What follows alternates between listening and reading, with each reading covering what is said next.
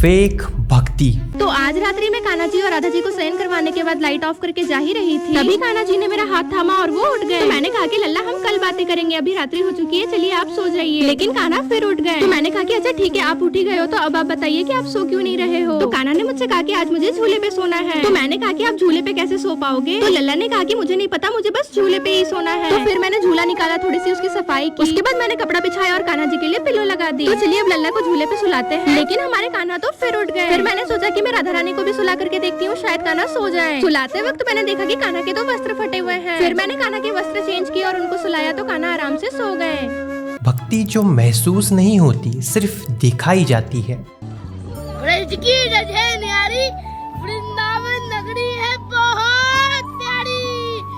श्री राधे। भगवान आस्था नहीं रहे, कंटेंट बन चुके हैं।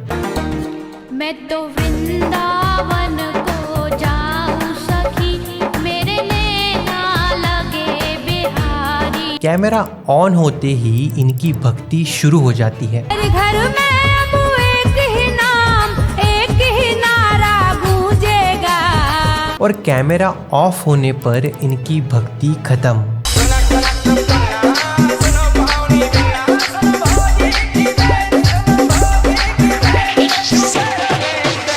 तो आज के इस वीडियो में हम इन सभी भक्त इन्फ्लुएंसर्स की असली रियलिटी देखेंगे।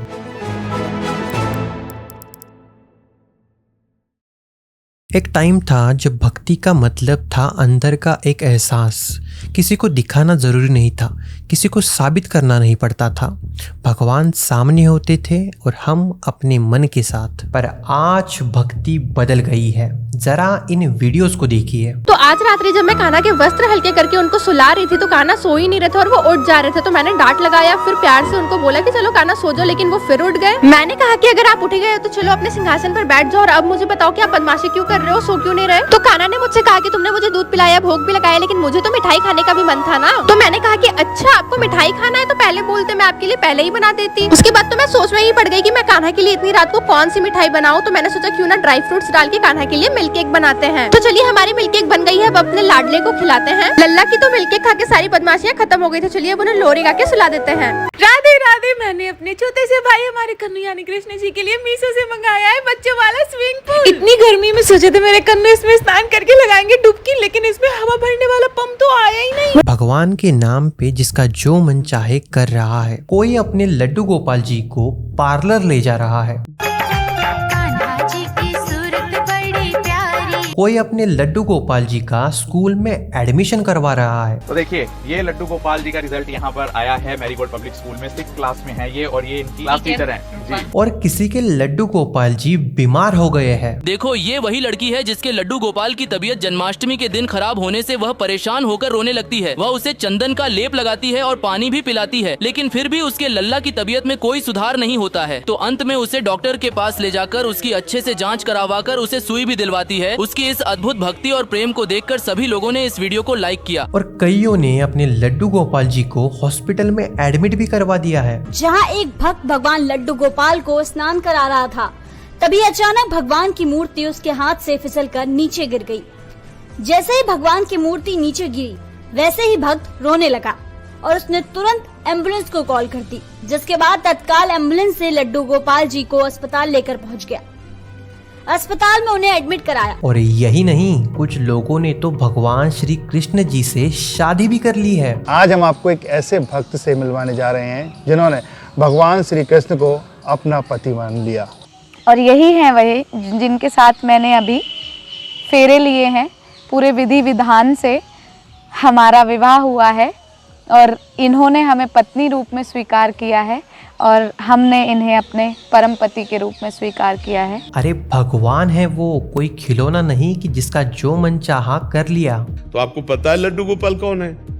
हाँ, परमात्मा श्री कृष्ण। ये भाव रखना है तो वैसे ही व्यवहार करना है, लाला जैसा प्यार करना है, लेकिन ये भाव जरूर ध्यान रखना है कि ये परमात्मा है।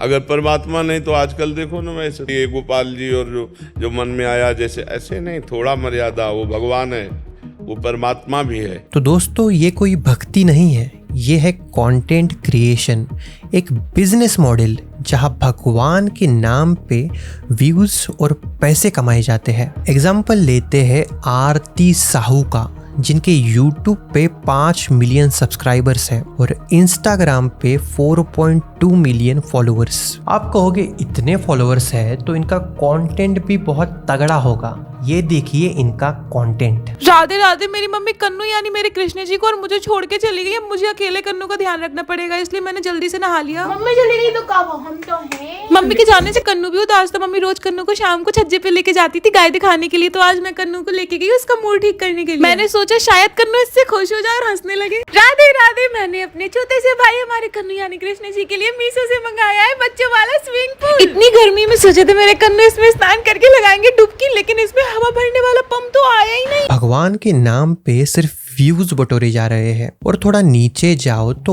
ऐसा भी कंटेंट आपको देखने को मिलेगा। और यही नहीं, आरती जैसे क्रिएटर्स को जोश टॉक्स में इनवाइट किया जाता है ताकि वो आने वाली यंग जनरेशन को इंस्पायर कर सके। और आरती अकेली नहीं है इस रेस में। और एक एग्जांपल लेते हैं स्नेहा जायसवाल का, जिनके YouTube पे 500K प्लस सब्सक्राइबर्स है। इनका भी कंटेंट आप जरा देख लो। तो आज रात्रि जब मैं कान्हा के वस्त्र हल्के करके उनको सुला रही थी तो कान्हा सो ही नहीं रहे थे और वो उठ जा रहे थे। तो मैंने डांट लगाया, फिर प्यार से उनको बोला कि चलो कान्हा सो जाओ, लेकिन वो फिर उठ गए। मैंने कहा कि अगर आप उठ गए हो तो चलो अपने सिंहासन पर बैठ जाओ और अब मुझे बताओ कि आप बदमाशी क्यों कर रहे हो, सो क्यों नहीं रहे। तो कान्हा ने मुझसे कहा कि तुमने मुझे दूध पिलाया, भोग भी लगाया, लेकिन मुझे तो मिठाई खाने का भी मन था ना। और इस लिस्ट में हम अभिनव अरोरा को कैसे भूल सकते हैं। इस बच्चे को तो उसके घर वालों ने प्रॉपर बाबा बना दिया है और इन सभी के वीडियोस को मिलियंस में व्यूज आते हैं। तो ये सिर्फ एड रेवेन्यू से ही कितना कमाते होंगे ये आप खुद ही अंदाजा लगा लो। और पेड प्रमोशन की इनकम वो तो पूछो ही मत। और मार्केट में इनके जैसे भक्त इन्फ्लुएंसर्स बढ़ते ही जा रहे हैं और ये बहुत तगड़ा बिजनेस मॉडल है जहां भगवान को एज अ शील्ड यूज किया जाता है व्यूज बटोरने के लिए। दूसरी बात, ऑडियंस इमोशनल होती है, लॉजिक से नहीं फीलिंग से रिएक्ट करती है और जहां फीलिंग्स होती है वहां एंगेजमेंट ऑटोमेटिक होती है। इसीलिए ऐसे कंटेंट पे मिलियंस में व्यूज आते हैं। और सबसे डेंजरस बात यह है कि जीरो अकाउंटेबिलिटी। भगवान के नाम पर कुछ भी बोल दो, आपको कोई कॉल आउट या क्वेश्चन नहीं करेगा। सावन के महीने में कावड़ यात्रा शुरू होती है। कावड़ लाना एक बहुत बड़ा पुण्य माना जाता है, लेकिन आज कई लोगों ने इसे भक्ति नहीं एक मजाक बना दिया है। कई जगह लड़कियों को नचाया जा रहा है, कई पर तोड़ फोड़ हो रही है। इन जैसे घटिया लोगों के कारण हमारे हिंदू धर्म का नाम खराब होता है। कोई त्योहार आए तो खुद को ऐसे दिखाते हैं कि हमसे बड़ा संत कोई है ही नहीं और त्योहार खत्म होते ही इनके ऐसे वीडियोस आते हैं।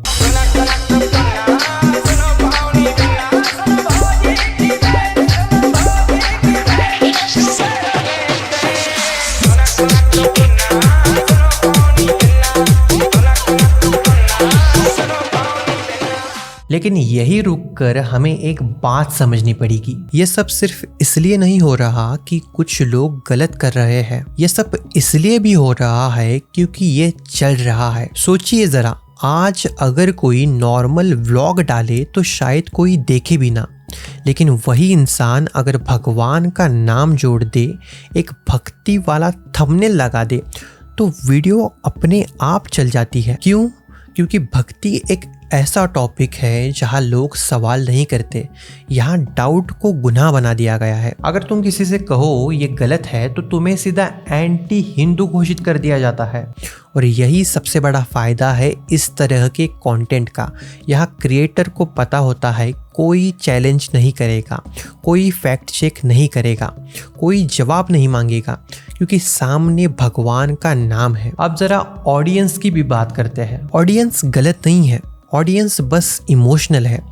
दिन भर की ज़िंदगी में प्रेशर है, कन्फ्यूजन है, डायरेक्शन की कमी है और ऐसे में जब कोई भगवान के नाम पर दो कंफर्टिंग लाइन बोल देता है तो लगता है हाँ यही सही है। लाइक्स अपने आप दब जाते हैं, कमेंट्स भर भर के आने लगते हैं और ऐसे वीडियोस करोड़ों लोगों तक पहुंच जाते हैं और क्रिएटर समझ जाता है यही फॉर्मूला काम कर रहा है।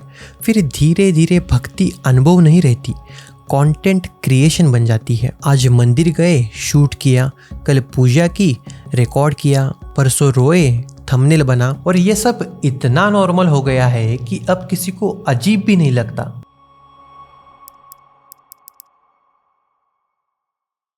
अब जरा एक फर्क समझो, असली भक्ति परफेक्ट नहीं होती। कभी मन करता है, कभी नहीं करता, कभी ध्यान लगता है, कभी भटक जाता है। लेकिन ये भक्त इन्फ्लुएंसर वालों की भक्ति हमेशा परफेक्ट होती है। लाइटिंग से लेकर कैमरा एंगल तक सब कुछ सही होता है, क्योंकि ये भक्ति का मामला नहीं है, ये पैसे का मामला है, ये कंटेंट क्रिएशन का मामला है। और जब दिखावा धर्म का चेहरा बन जाए तो नुकसान होता है। नुकसान भगवान का नहीं होता, नुकसान धर्म का नहीं होता, नुकसान होता है उस इंसान का जो बाहर से देख रहा है और धीरे धीरे करके उसका अपने ही धर्म से विश्वास उठने लगता है। तो मैं ये नहीं कह रहा कि आप सोशल मीडिया इस्तेमाल मत करो, मैं ये भी नहीं कह रहा कि आप अपने धर्म के बारे में बात मत करो। अगर आप अपने धर्म के बारे में कुछ अच्छा सिखा रहे हो, लोगों को सही दिशा दिखा रहे हो, गाइडेंस दे रहे हो, तो ये बिल्कुल ठीक है। लेकिन अगर भगवान के नाम पर आप कुछ भी उटपटांग करने लगो सिर्फ अटेंशन के लिए, सिर्फ व्यूज़ के लिए, तो इस चीज़ के लिए मेरा विरोध है। क्योंकि असली भक्ति शांत होती है, निजी होती है और बिना शोर शराबे की होती है। और जो भक्ति व्यूज के लिए की जाती है वो भगवान तक नहीं पहुंचती, वो सीधा एल्गोरिदम के पास पहुंच जाती है। तो दोस्तों, वीडियो अगर पसंद आया हो तो वीडियो को लाइक और चैनल को सब्सक्राइब ज़रूर कीजिए। मैं आपसे मिलता हूँ नेक्स्ट वीडियो में। जय हिंद।